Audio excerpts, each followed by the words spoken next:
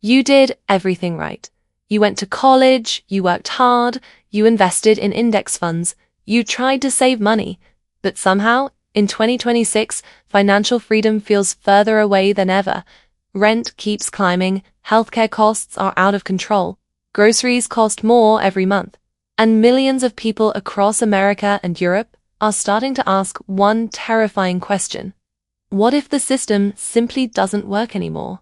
That's why more people are looking at Thailand, not as a vacation destination, but as a financial escape hatch, a place where $2,000 a month could supposedly buy a lifestyle that would cost $7,000 or $8,000 back home.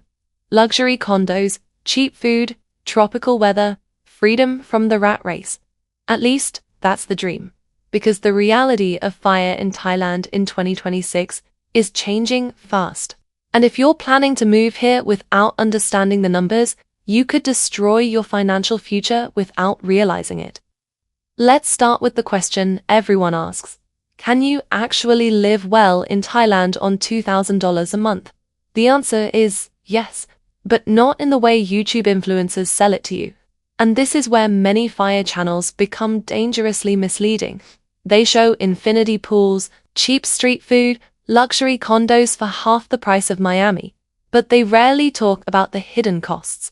Because once you try to recreate a Western quality lifestyle in Thailand, the math changes quickly. Sure, local food is still inexpensive, but what happens when you want premium healthcare, fast internet, imported products, co-working spaces, fitness clubs, nightlife, Western groceries, international travel, modern condos in prime locations? Suddenly, Bangkok, Phuket, and Chiang Mai don't feel ultra cheap anymore, especially after the post-pandemic inflation wave. In fact, many expats are now discovering something shocking. Thailand didn't necessarily become expensive. The West simply became unaffordable. And that distinction matters, because fire in Thailand is no longer a cheat code. It's now a strategy game.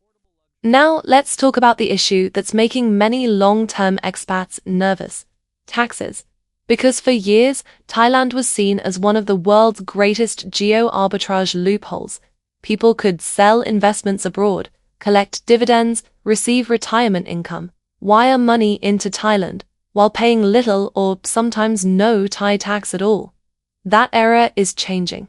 Under Thailand's updated foreign income tax interpretation, if you stay in Thailand more than 180 days per year and bring foreign-sourced income into the country, that money may now be considered taxable.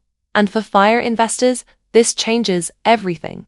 Because suddenly your dividend income, capital gains, retirement withdrawals, portfolio distributions may become part of the Thai tax system. For someone running a lean fire strategy with tight margins, this can completely break the model. Especially if your entire retirement plan depends on predictable withdrawals from your investment portfolio. And here's the dangerous part. A lot of people still don't realize the rules have changed. They're building their future based on outdated YouTube videos from 2019 or 2020. But in 2026, global tax enforcement is tightening everywhere. Governments want revenue, and financial migration is no longer invisible.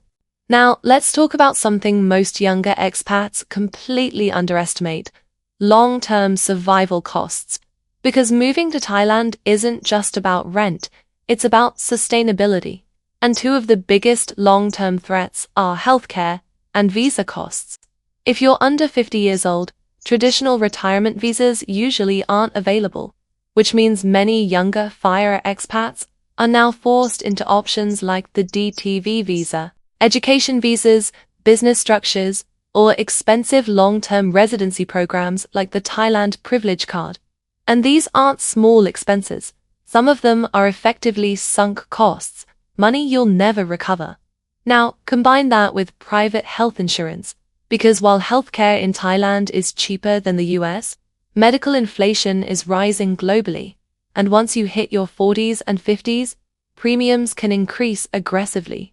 One major illness, one accident, one emergency surgery, and suddenly your carefully optimized fire portfolio starts collapsing under pressure. This is the part nobody shows on Instagram. you see the beach photos, you don't see the spreadsheets behind them. But the biggest risk of all isn't financial, it's emotional. Because you can optimize your cost of living, but you cannot optimize human connection.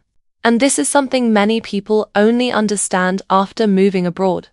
Back home, your friends are building families, advancing careers, creating roots.